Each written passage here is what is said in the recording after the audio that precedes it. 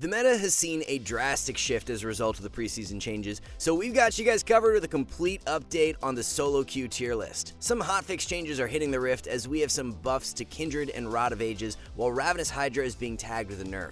With the help of our challenger players and analyzing the most recent data, we strive to bring you guys the most timely and accurate updates on the solo queue meta each and every patch. But before we get into it, be sure to check out SkillCapped if you want to truly get better at League of Legends. We're the only service that offers a money-back guarantee if you don't climb at least 5 divisions while actively using our service. We do this because our service really does work, and if it doesn't work for you, you shouldn't pay. Learn more at the end of this video or click the link in the description below. Ravenous Hydra has been looking extremely OP, even as a rush item on certain champions, so Riot has decided to tone it down a little.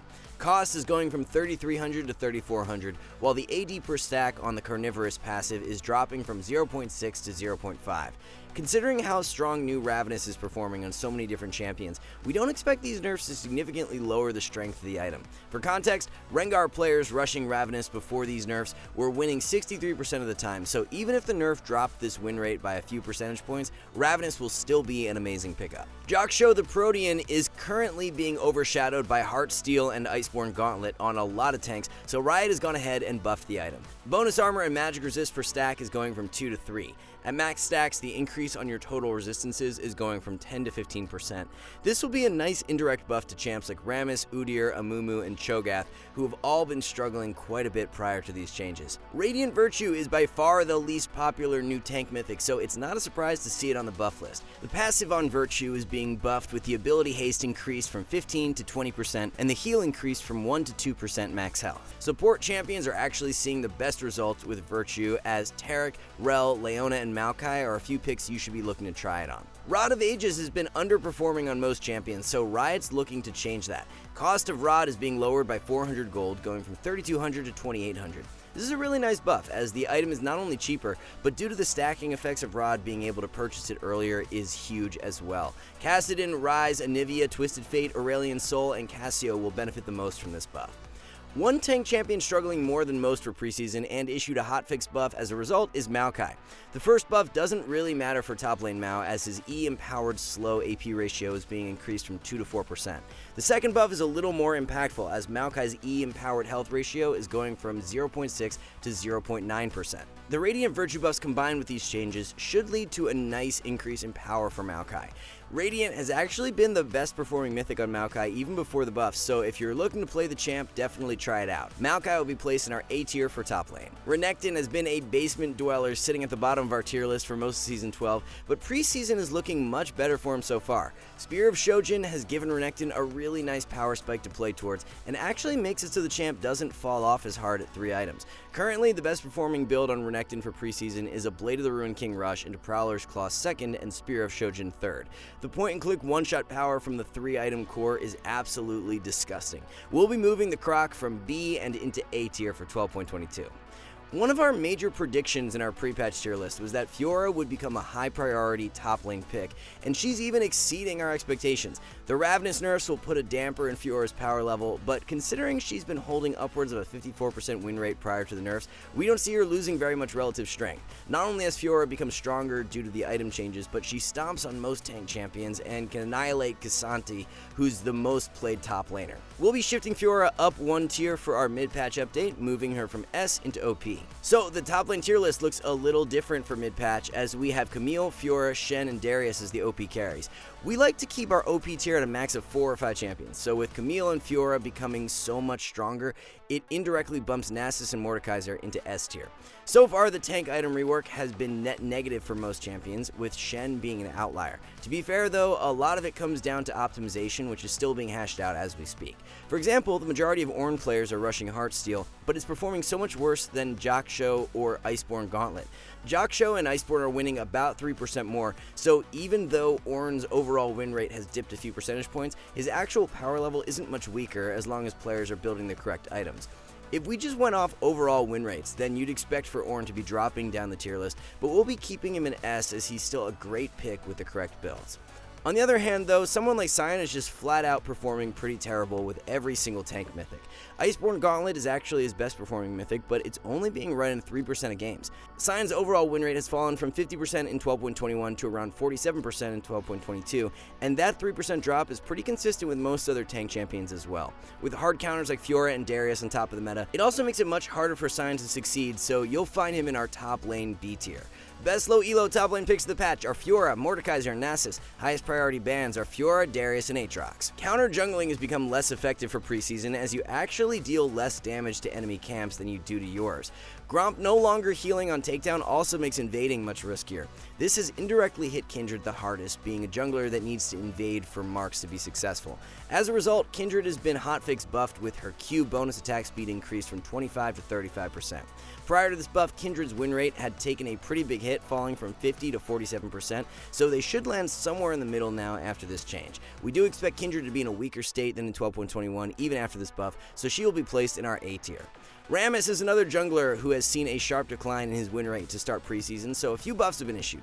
W bonus armor is increased from 40 to 50, while W bonus magic resist is going from 10 to 15. These changes combined with the Jock Show buffs should help alleviate Rammus' early struggles in preseason and put him back in a decent spot. You'll find Rammus in our A tier for 12.22. One of the worst performing junglers to start preseason has been Shaco, but it's mainly due in part to a bug with his W. Riot is aware of the bug and it will be fixed, so that should definitely help to combat Shaco's measly 46% win rate. As a result of the bug fix, Shaco should no longer be one of the worst junglers and will find a spot in our A tier. Yet another jungler who struggled to find any footing in preseason is Amumu, so Riot's buffing his E in two different ways.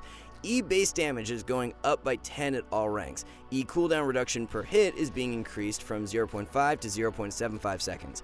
Even with these buffs, Amumu has been underperforming heavily thus far, so we don't see him becoming significantly stronger and will be placed in our B tier. With refillable potion no longer a starting option for junglers, combined with Smite not healing anymore, it's negatively impacted Ivern. So much that Riot will be providing our friend of the forest with a buff to his passive. Passive health cost is going from 20 scaling to 3% to 15 scaling to 0.6%. Passive mana cost is reduced as well, going from 30 scaling to 4.5% to 20 scaling to 2.5%. This will help bring the tree back into a viable state, but that's pretty much it, as we don't see Ivern becoming a meta pick off of this buff. So, for the complete jungle tier list, we have a massive shakeup for mid-patch with Echo, Hecarim, Master Yi, and Evelynn as the OP picks. One trend we've noticed across the board this preseason is that junglers who previously struggled throughout the early stages are performing significantly better. A couple factors play into this, as the jungle being easier to clear along with jungle items being less effective throughout the early game are big ones. Smite also no longer heals, so this hurts junglers who would gank, head back into their jungle to heal up, and try to gank again. It now takes much longer to upgrade your Smite and gain the bonus effects, so it's taken a good chunk of pressure off of the weaker early game picks. As a result of all these changes, champions like Echo, Master Yi, and Evelynn fit into this meta extremely well. Echo, for example, comes online super hard with 2 items, and that is when you'll have your jungle item fully upgraded for the ultimate power spike. On the flip side, these early game ganking junglers like Nidalee, Rammus, Zac, Poppy, and Gragas have been significantly underperforming thus far, as the delayed Smite upgrades really hurts their snowball power. So basically, junglers who are less reliant on acquiring an early game lead to be successful are looking really strong this preseason. The best low elo junglers of the patch are Trundle, Lilia, and Shyvana. Master Yi, Hecarim, and Bel'Veth are 3 of the most optimal jungle bans. Moving on to mid lane, the most impactful change this patch was the Rod of Ages edition, but not in a positive way. Pretty much every single Rod of Ages user has been struggling, and especially Kassadin, so the buffs were definitely warranted. Rod, now being 400 gold cheaper, will really help someone like Kassadin reach his mid-game spike faster to where he becomes most effective. Prior to this Rod buff, Cass had been performing at around a B tier standing, but we'll be placing him in A as a result of the change. The mid lane meta has not shifted nearly as much as top lane or jungle, so we continue to rate Syndra, Zed, and Vex as the most OP mid lane carries. Despite most Rod users performing quite poorly at the start of the patch, Anivia has been an outlier, so watch out for her to become one of the best mids now that Rod is buffed. With Radiant Virtue being buffed, it's a really interesting purchase on a mid lane champion like Galio. Ulting into fights and providing your team with bonus power to turn the fight around can be really impactful. Now that Jock Show has been buffed, it's going to be a really sleeper item on Swain. The core of Jock Show into Archangels and Rylai's is actually seeing great success on Swain in 12.22. Best low elo mid laners of the patch are Swain, Malzahar, and Heimerdinger. Syndra, Zed, and Vex are highest on our ban list. Heading down to the bot lane, the biggest meta shifting change was to Navori Quick Blades, and we have an update on the item's power level. Xayah is absolutely loving Quick Blades as a third purchase, and it's heavily outperforming Infinity Edge now. It's not really even close either, as Quick Blades is winning about 3% more than IE. To shred down these more tankier comps, look to try out the core build of Kraken into Phantom Dancer and Quick Blades. Into more squishies, heavy skill shot comps, or lots of dive, Gale Force remains a great first purchase. Once everyone starts to prioritize Quick Blades on Xayah, she won't actually be in as bad a spot as her win rate may suggest, so she'll be placed in A tier for 12.22. For the ADC tier list, we have Twitch, Tristana, and Kai'Sa as the most optimal bot lane carries. Besides Xayah, Lucian is the other ADC who you should be looking to slot Quick Blades in as a third purchase. There's actually a new core build for Lucian popping up consisting of Essence Reaver in tandem with Quick Blades. The synergy between the items is really good, as Quick Blades reducing the cooldown of abilities allows you to get more Spellblade procs off from Essence Reaver. Kai'Sa with Quick Blades is one of the more sleeper ones right now, as she can benefit a ton from the lower cooldown on E and Q. The best low elo bot lane carries are Tristana, Misfortune, and Ziggs. Draven, Kai'Sa, and Samira are the highest value bans. Support saw the least amount of changes for preseason, and the meta is very similar to before, so let's have a look at the tier list. The OP tier will consist of Soraka, Janna, Blitzcrank, and Maokai. Enchanter supports like Janna, Sona, Nami, and Soraka have seen a small uptick in power this preseason due to junglers being inherently weaker early on. It takes much longer for junglers to obtain their smite upgrades, which means they'll be dealing less damage when ganking, in turn helping these more vulnerable enchanters. Rakan was the one support buff for preseason, being changed from a ranged to melee character, leading to about a 1% increase in his win rate. Radiant Virtue buffs are really solid for Rakan as well, and is currently super undervalued on the champion. Rakan is currently in a better spot for solo queue than he was throughout all of Season 12, and will find a spot in our S tier. If you missed it earlier on in the video, we mentioned that Radiant Virtue is seeing the best results on support champions, so definitely look to try it out on picks like Taric, Leona, Alistar, Rel, and Maokai. These champs who like to play off their ultimate cooldown synergize perfectly with the Radiant Virtue passive.